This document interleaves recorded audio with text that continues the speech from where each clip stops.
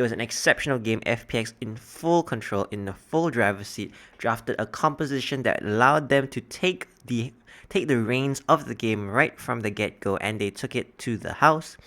Starting off in picks and bans, we have roughly the same bans on both teams, except OMG now opting to ban the Olaf, wanting to take away some of that early game priority from Tien. FPX, the bans mostly similar, in fact entirely the same, as well as the first pick, Kaisa, LWX and Crips being able to go for that early level 1 all in on a lane where they were initially disadvantaged. Of course, Aphelios having the range advantage. But enough about game 1. Let us now head into game 2, which is handedly underway, at least in the picks and bans. OMG going with the Alistar Jhin bot lane. This kind of has a inkling towards a poke lane. OMG, of course, going to have to pull out all the stops in order to win this game and to force a deciding game, a game 3. Hopefully, that's what I'm looking forward for in this best of 3 game between OMG and FPX. Tien opting to go for the Graves pick, and FPX going for a third pick set flex as they did in game 1. Again, the insane bottom lane of Kaisa and Set managed to get a kill in the last game. However, that being said, OMG now, in the bot side at least, have a decent amount of disengage with that Alistar who can knock the Set away. I don't know what the interaction is with the Alistar W and the Set E. Like, can Alistar W Set and can Set E him mid-air and pull him in? That I do not know, and we will see if it ever happens. If it does, I promise you I will lose my mind to the correct extent, should I say, as OMG locks in, pretty much insta-locking Nidalee for the side of Aki, opening up the possibility for maybe an AD mid laner, and definitely keeping the prospect of an AD top laner open on the side of OMG as bans come out. Phase 2 of bans come out for both teams. Double doing B targeted bans from OMG, taking away his global pressure, taking away his roaming potential of the Galio and his very solid Orianna mid, which he can blind into most champions because Orianna is such a stable champion. FPX seeing the Nidalee opt to ban out some of the more favored. I wouldn't be surprised to see a Camille ban here. Renekton Nidalee, of course, is incredibly effective. Renekton with his single target, very reliable CC. And Camille actually provides the exact same thing. I wouldn't be surprised to see a Camille lock in here on the side of OMG. A Victor instead is opted for. I wouldn't be surprised to see a Syndra pick here on the side of FPX. Then again, when it's doing B, you really have no idea what in the world he's going to go for. That's what makes watching him such a thrill. Twisted Fate cover here. Twisted Fate, I must say, is it is a good pick in competitive because of the global pressure, because it's all about snowballing your team ahead.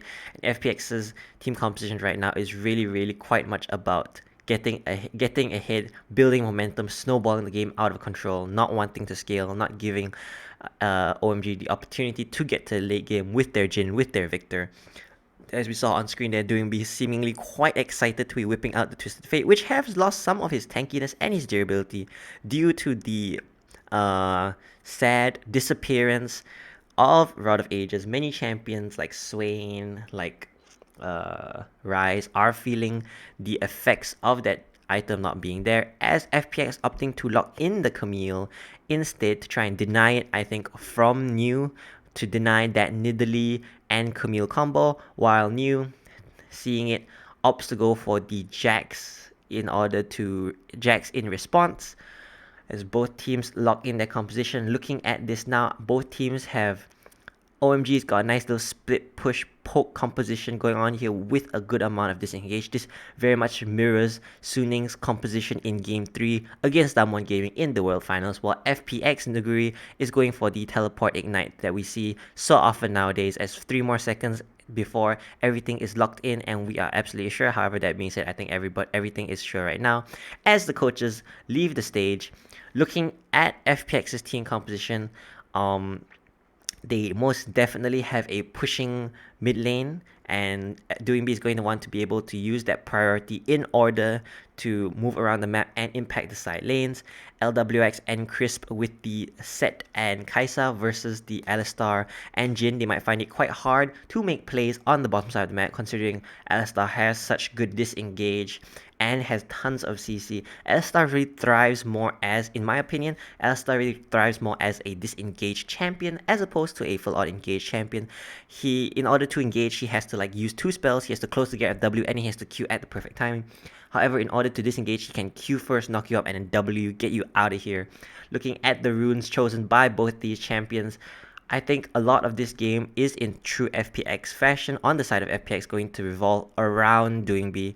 Doing B is gonna have to be able to break free from his lane and to impact his map and to get his team ahead, to snowball his team, as FPX starting out the game looking for an aggressive bottom side tri-bush 4-man invade, with Camille coming in from the Raptors bush. However, Eric is in the perfect position to spot this out. I do not think he is going to be in danger of being picked off at all. The distance is too great even for a flash facebreaker from Chris. Meanwhile, Wuming, knowing that he is in a slight bit of danger, opts to walk forward to dry drop a ward. However, seeing the Camille there, decides against it.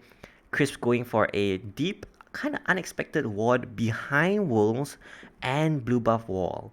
Don't really know what that ward is supposed to pick out, but maybe that ward is so that they can catch Aki on the rotation, because he most likely will think that his blue buff is warded, which it of course most definitely is. On the side of OMG, it just seems to be a very defensive start to the game. They just want to make sure that they don't get invaded. Of course, they are the comp that scales. They are the comp that does better in the late game, and they want to reach that point. The only problem is, again, with these great teams like FPX, with these previous world champions, you know that they can play. They have been tested, they have been trialed by fire. They know exactly how to beat every composition. They know how to play to their preferences and their strengths. And FPX's strength and preference has never been the late game. It has always been a solid early to mid game, and with good team fighting, decision making, and teamwork to close out the game. Chris probably gets the face breaker without even needing to bust a flash, gets 2 auto attacks off and runs away with his face rush. LWX trading the damage back forward as Eric needs to reload, taking advantage of Jin's need to reload after 4 shots. It's unfortunate, of course, to bring a less than a revolver worth of bullets into a gun in a fight like this. However, every disadvantage will be well taken advantage of.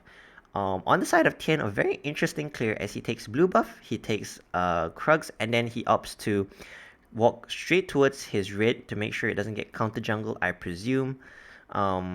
Seeing as to how they do not know at all which side Aki started on, they only know that Cold managed to sweep the blue buff ward away, so whether it's up or not, they have no idea. Nuguri trading very effectively into the Jax, that when Jax props his counter strike, he just uses his wall shot, stuns him, and then walks right out of it. Just some standard stuff. Tien going over the wall after getting 2 buffs and the Grump. Sees Aki, if not Aki sees him, lands a spear, pounces on him. However, Tien getting a lot of damage on him, manages to trade some damage back. Doing B in the river, tanks a spear, both of them incredibly well as Wuming enters. However, Wuming is low on mana, and Victor as a champion in the early game does not do very much damage. Another spear coming out on the side of Aki, a sniper so far, 2 out of 3 hits, defending his blue buff. Meanwhile, on the top side, Nuguri getting an obvious advantage here over New. If he lands this hook shot, New could be in a big amount of trouble. Luckily for New, however, Nuguri is out of mana and cannot commit fully. This is quite a tight game, as New with a biscuit and Nuguri also with a biscuit, trading back and forth even though they have such low health totals, both knowing that each of their junglers is on the opposite side of the map, contesting the red side blue buff. Nuguri with the mana that he is regaining back from the biscuit, positioning very aggressively. New respecting that, knowing now that Ken could be anywhere, as Chris lands a 2-man face breaker in the bot lane, uses W for the shield, for the damage. Cole trading back, flash away from Chris, flash in by LWX to finish off Cole, as Eric and LWX do a dance now. The grenade could bounce terribly as LWX uses his heal. Eric running away as he reloads. Only a cleanse now lands the W onto Chris. Chris running backwards, lands the W back onto Eric, who pops his biscuits, pops his potion. The rest of the Q coming in from LWX, but Aki's here, he flashes in, lands the Q, misses the swipe, throws an auto attack in. Crisp nearly being hit by a third W from Eric, who played that fight phenomenally well, despite having the Summoner Smell disadvantage, only having Cleanse and not having any good situation to use it. Meanwhile, Doinby getting mid priority again with his superior wave clear from his Q, which Wu Ming won't be able to match until he upgrades his E, until he gets 100 stacks, which now we're not quite sure how many stacks he's on. Tian on the other side of the map, counter jungling, but Colt has moved up to try his best to defend Wu Ming, to try and defend as many jungle camps as possible. As the smite fails and Colt manages to secure Raptors with his headbutt, Nuguri on the other side taking a fight into the Jax counter-strike. However, once he procs his shield, New backs off, but Nuguri is landing everything now with his W, uses his Ignite, but knowing that Colt could be in the area. However, Tian and Crisp are in position to dive. New with his counter-strike still down, I think, for about a second. Now with it up, is probably in a dangerous position, but Aki and Colt move into position to defend him. FPX never want to shy away from some confrontation, from some competition, were looking quite aggressive. However, the choice is made for them to fall back, to resume back to their original lanes, as Tian resets as well as Nuguri. Cole resets to probably go and join mid lane, join his AD carry back in the bottom lane. Wu Ming on the Victor mid pick is doing fairly well for himself, only a little bit behind, around 7 CS. However, he is losing CS to the tower. LWX seemingly fully zoning Eric away from his creep wave. Eric, not knowing where the jungler and support of FPX are, has all the reason to play as wary as he needs to be.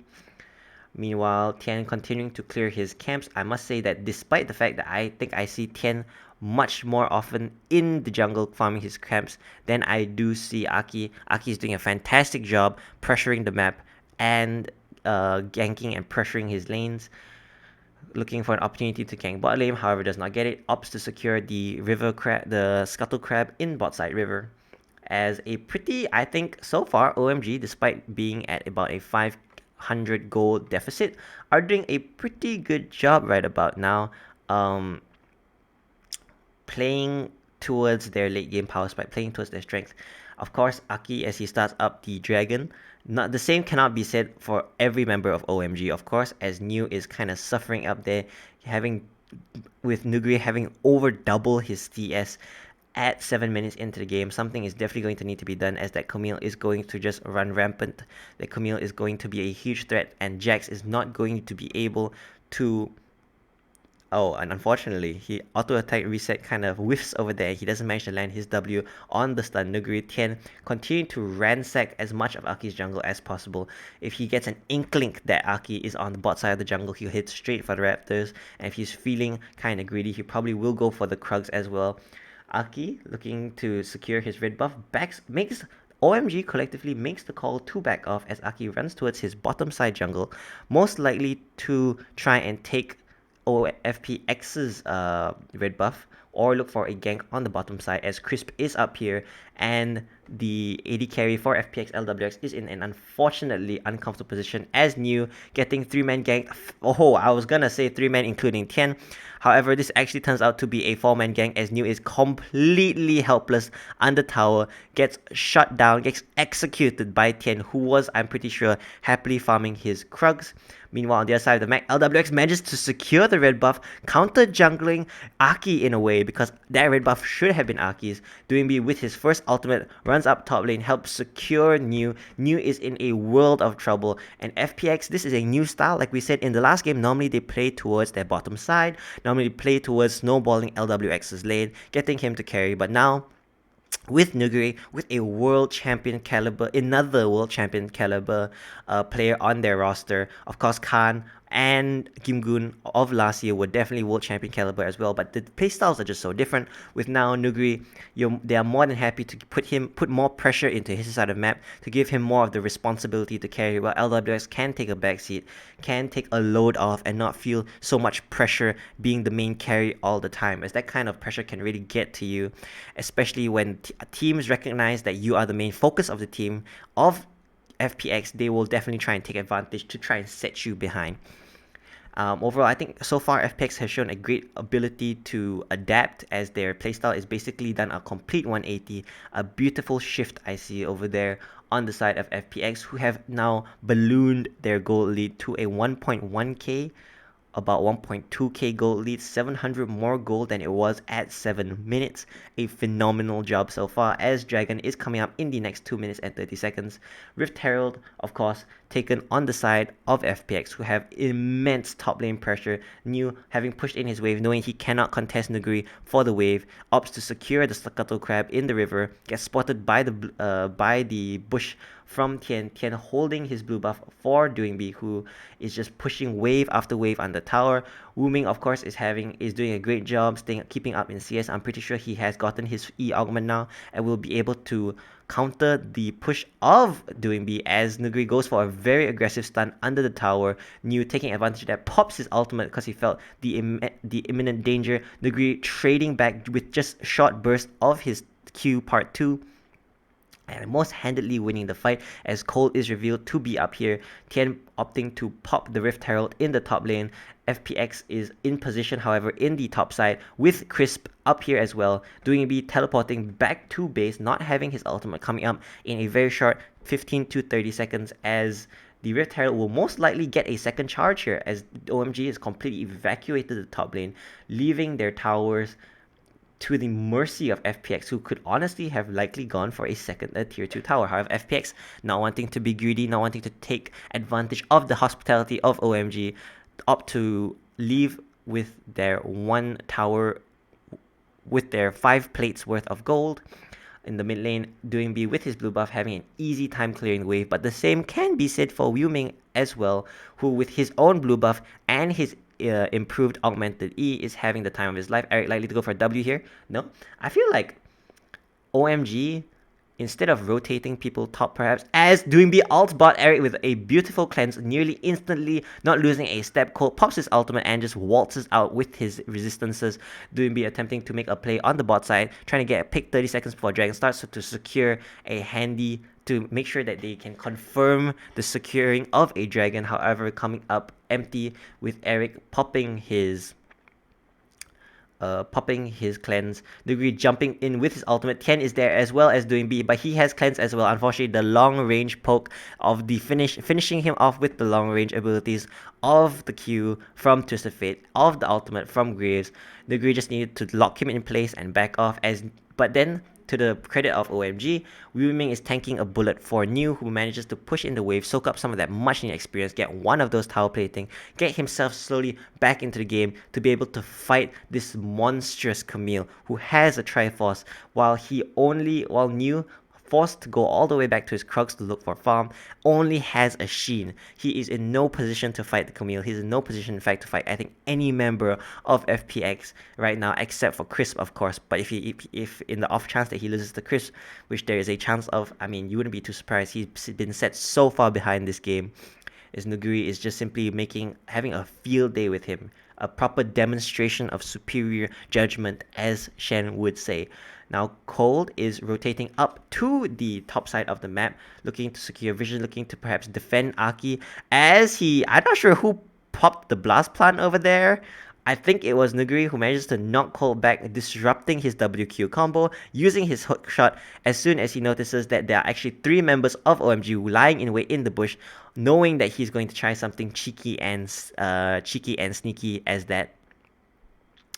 So far, FPX with one dragon and the Rift Herald taken will likely look to get the Rift Herald, which I believe to be spawning in about 2 minutes, or at least under 2 minutes at this point. Nuguri playing back now, not knowing but sensing that there are a lot of enemies not there in the map. Crisp, with his warding between the tier 3 and tier 2 turret, notices as well that there is no one to be found on the bottom side of the map, warning Nuguri to be careful. Nuguri being pushed under tower, but it's very unlikely they'll go for a dive, as Camille with her ultimate coming up is a really hard champion to dive.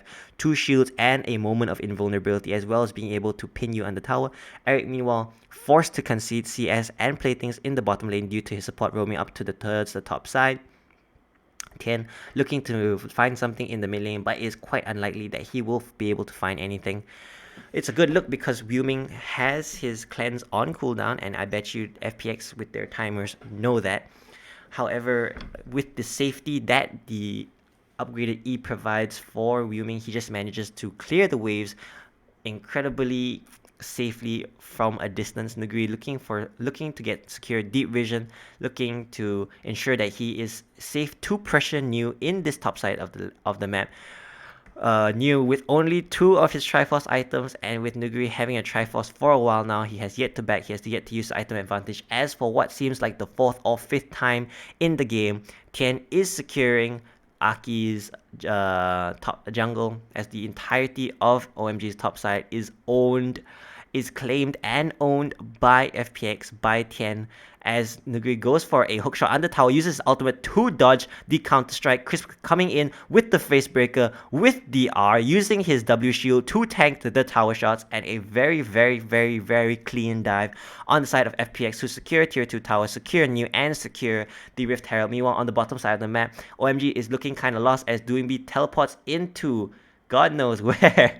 Looking really to pressure Wuming away from I'm not quite sure what he's trying to pressure him from, as that teleport was probably just to find the members of OMG who went missing on the map, who went missing on the bot side. But Cole going in with a WQ combo onto Doingby, followed up by Eric's W, followed up by the E stun auto attack from Eric. Doingby bouncing back and forth as best as he can, dodging 3 out of 4 of the bullets, as well as a Nidalee Spear. A fantastic escape from Doingby, who is also running out of mana, who is going to need that blue buff, who starts it up. Tien, meanwhile, securing Scuttle Crab, tanks a spear. Aki jumping in, looking for the damage. However, Doingby is there, lands a gold card.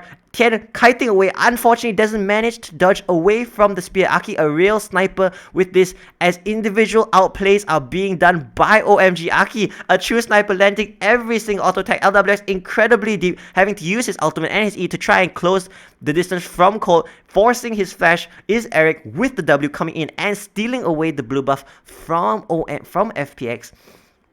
As you can see, Doingby without Rod of Ages and going for that Proto Bell actually is very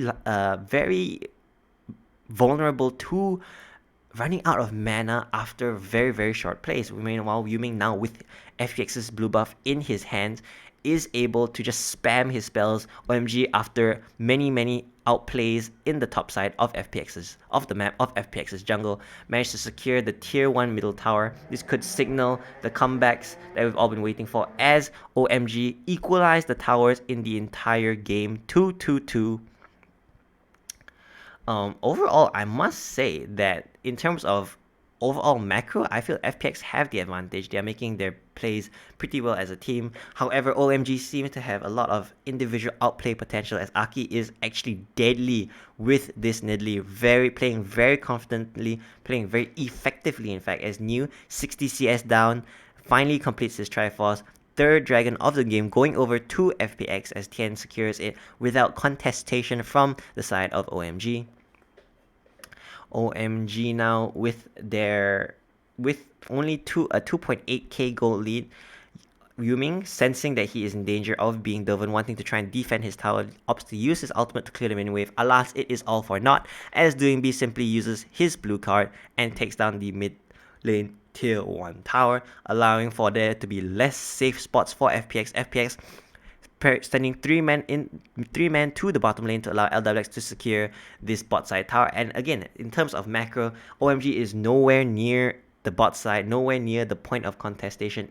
In this case, it was the towers, but for some reason they are setting up for Baron a minute and 50 seconds way too early, looking for picks on the top side, but FPX has no reason to be up there. They have taken both the outer tier 2 and tier 3 towers of the top lane. I feel like OMG is kind of individually, they're playing exceptionally. Maybe even New is doing his best to come back. However, FPX are just they just seem to understand what they want to do, and OMG has no idea what is going through the minds of FPX right about now in this entire game. They have just been chasing shadows as FPX waltz across the map, taking what they need to take, accelerating the game, getting themselves gold advantages, as the gold lead balloons again from 2.8k gold to 4.1k.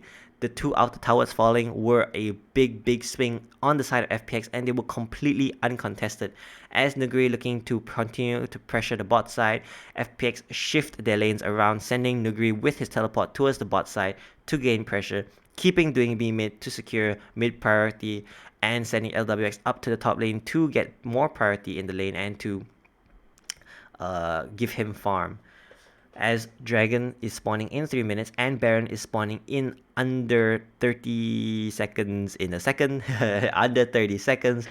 FPX will likely begin to start pressuring. They're going to want to secure deep topside vision, which they have done for the past 2 games, as Tian makes a most unconventional rotation towards the bottom side of the map this time, bottom side of OMG's jungle this time, instead of his top side, looking to defend Nuguri before time comes. Doinb using his ultimate to get into position to stun Wyoming. Wyoming drops his ultimate onto Doinb. Unfortunately, Wyoming is in a very, very tight spot, as the damage coming out from Wyoming's ultimate manages to get him a W landing from the LWX as WX flies in with his ultimate, securing Wyoming, who was stuck between a rock, a hard place, and many other immovable objects.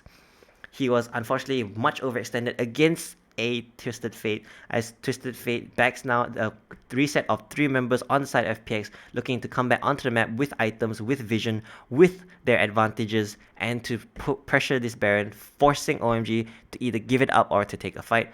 Wyoming unfortunately being so far pushed out without anyone on the bottom side, as they sent Tian down there. They saw Aki was down there, they saw that New was down there, and they knew that they could definitely take this fight 3v3. However, it wasn't even a 3v3 in the end, as it was just Wyoming up there trying to get some farm, trying to pressure the lanes, forgetting for an instant that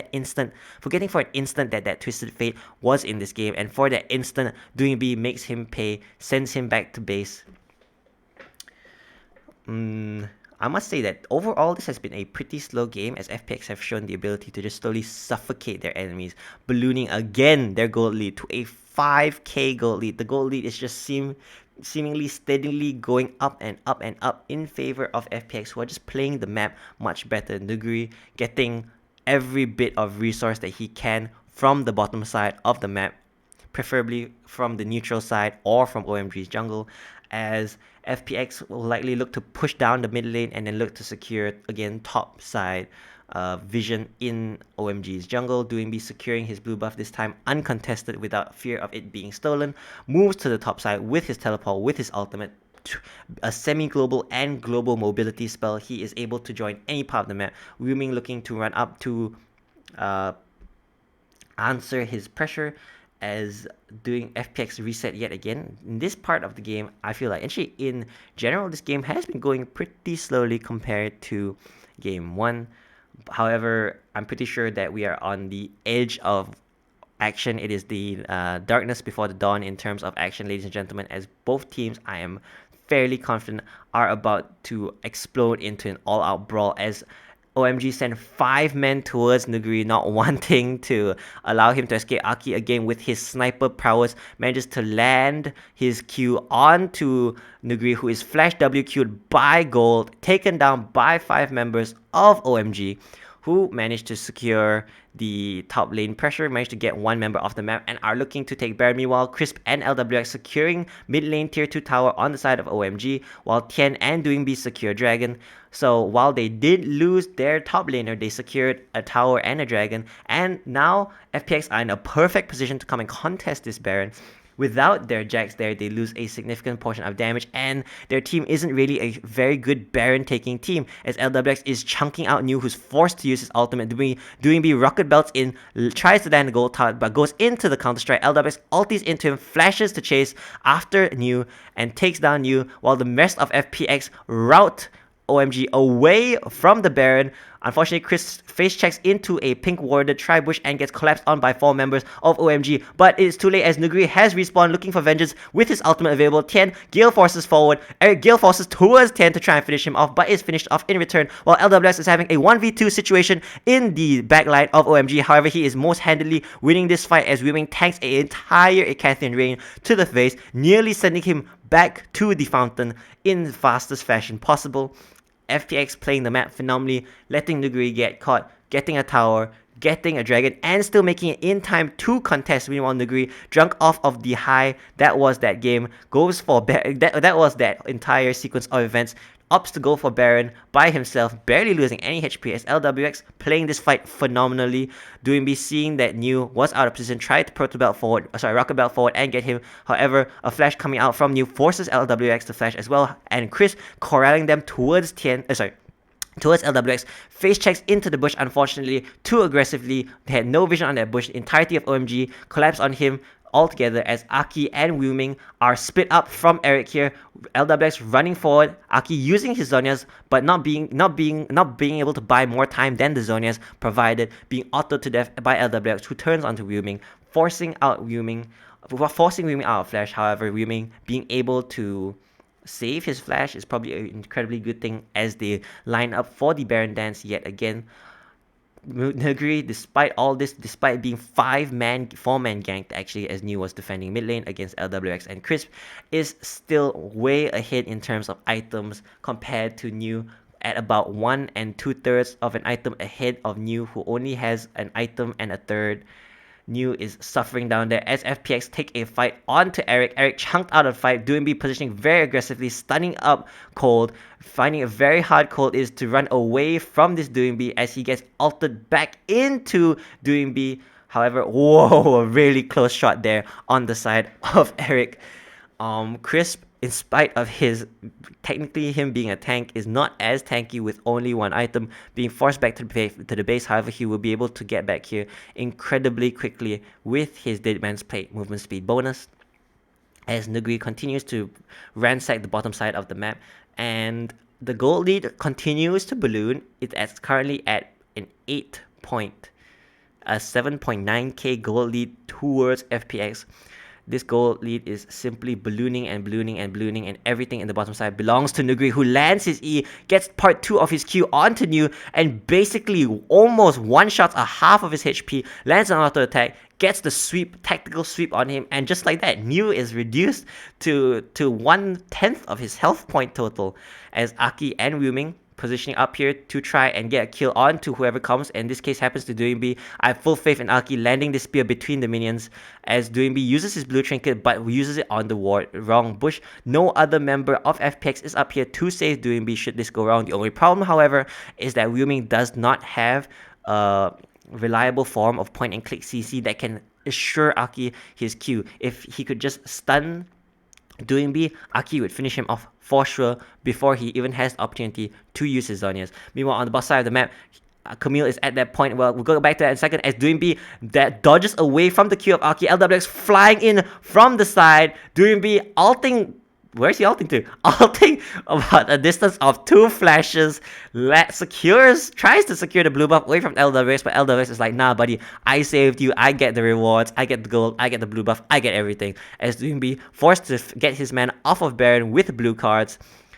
And overall, Camille has just gotten to that point where her basic harass combo almost feels like an all-in combo. When she just hits the second part of her Q and you lose half your health points, how can you counter that? Honestly, one counter strike and then she'll hook shot away from you, come back in, and then just do it again, proccing the first part of Q of a minion and second part of a Q off of your face. Just a simple gazelle uppercut from the Kingsman, very villain-esque, if you ask me.